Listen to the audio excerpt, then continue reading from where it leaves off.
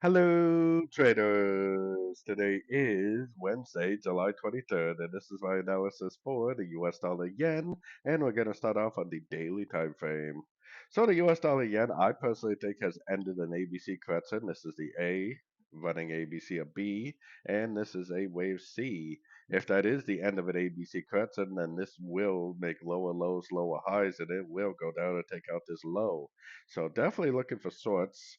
I would like to see a nice break of structure right here to really confirm that that is true. So going down to the 1 hour time frame, definitely looking for shorts.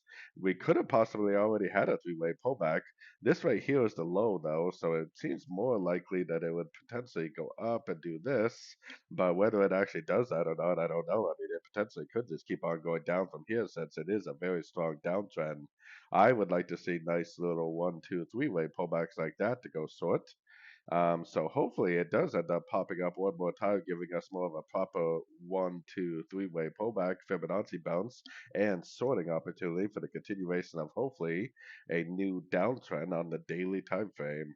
So either way, whether it just keeps on going down or whether it does make a proper three-way pullback, I will be looking for nothing but shorts at the end of every pullback I see. So anyways, don't forget to check out my website, fxpipcollector.com, link down here in the corner. And as always, thank you for watching and happy trading.